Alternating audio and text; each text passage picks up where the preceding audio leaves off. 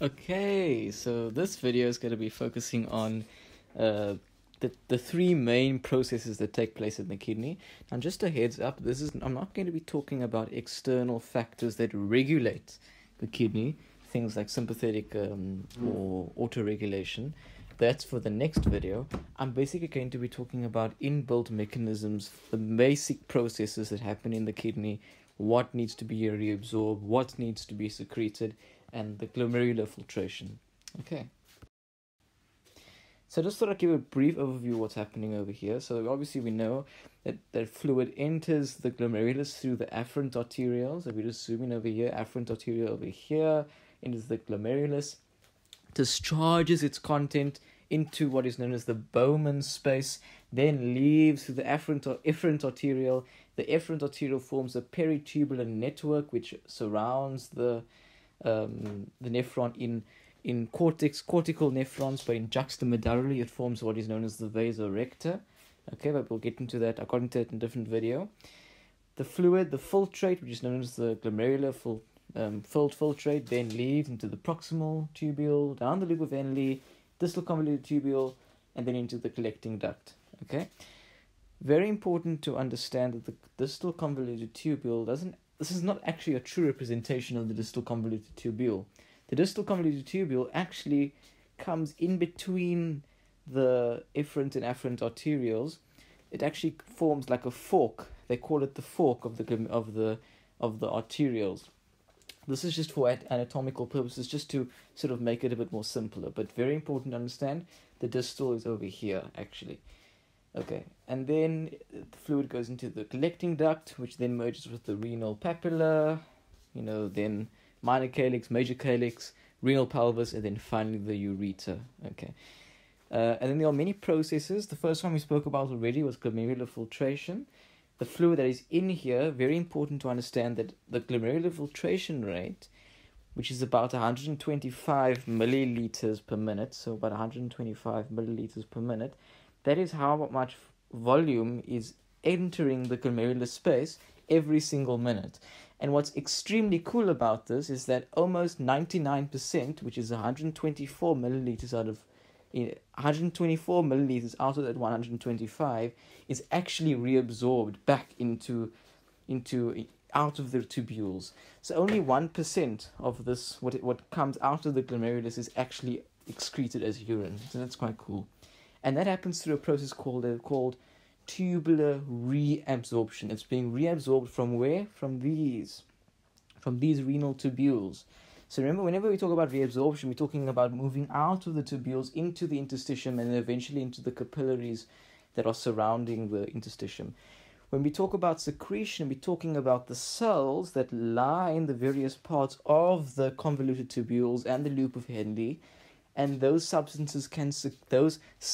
can actually secrete various substances into the lumen of my convoluted tubules or my loop of Henle. Okay, and that's basically an overview. So you can get tubular secretion, tubular reabsorption, as well as glomerular filtration, which I'll talk about now. Okay, so this is a zoom-in picture of the glomerular filtration. So you can see that you've got the afferent arteriole coming in, forming the capillary network that is the glomerulus. Then at the end you have the efferent arteriole, which is moving out. Just zooming in here, you can see there are various cells known as podocytes, which cover the endothelial layer, and the dense layer is obviously between that. These podocytes have various filtration slits which govern how much fluid can flow.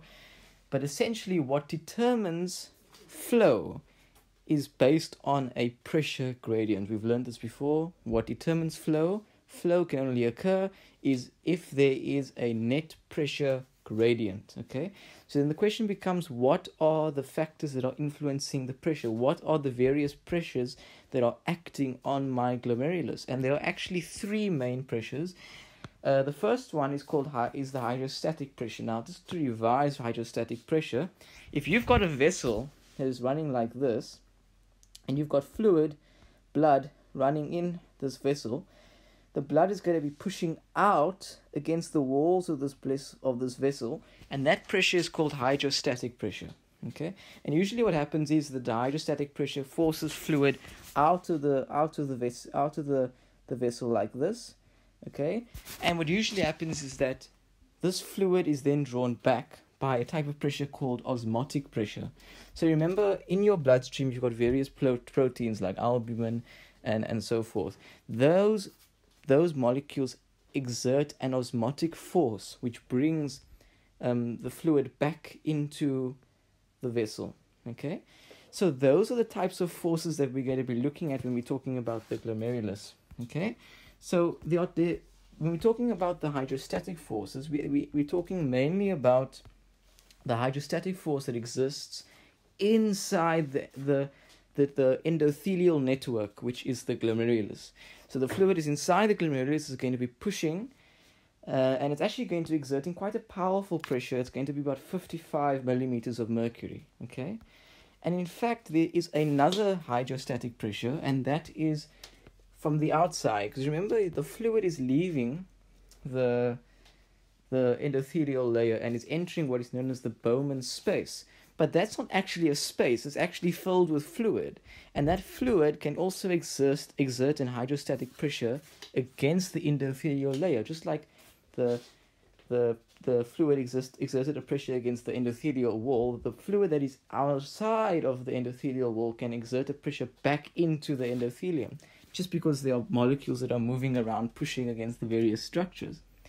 So that's the second force. The second force is the Bowman's capsule hydrostatic pressure. So it's going to be opposing filtration because it's wanting to move the fluid back into the endothelium.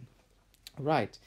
The third pressure is known as the colloid plasma osmotic pressure. Very long word, but the key word there is osmotic. Remember, the fluid that enters the capillaries, enters the glomerulus, has got proteins inside of it. So even though the fluid that is being filtrated, no proteins are leaving the glomerulus. The glomerulus is not filter proteins. It's not supposed to filter proteins. So even though the fluid is going to be leaving protein-free, the fact that you've got proteins inside these capillaries is what's going to exert a force which is going to want to bring the fluid back into the capillary, like we showed in the diagram earlier on. Okay, so that will be opposing filtration because it's going to want to pull the fluid back into the capillaries. So you may be asking the question, well, what about the osmotic pressure in the Bowman's space? And the reason why there isn't an osmotic pressure inside the Bowman's space is because the Bowman's space doesn't have any proteins. Remember, no proteins are exerted or pushed out into, not supposed to be pushed out into the Bowman's space. So because there are no proteins inside the Bowman's space, they can't exert an osmotic pressure. So we don't consider the osmotic pressure inside the Bowman's space, only inside the capillaries. So the net pressure, which is what we're really interested in, is going to be 55 minus this one, and it gives you 10 millimeters of mercury. So it's a positive pressure, which means it's going to be pushing. The net pressure is going to be favoring filtration. That's essentially the glomerular filtration. And basically the glomerular filtration is just saying, get rid of everything except the proteins, and then we reabsorb. So it's basically a mechanism just to get rid of every single thing except the proteins, and then to reabsorb them later down the tubules.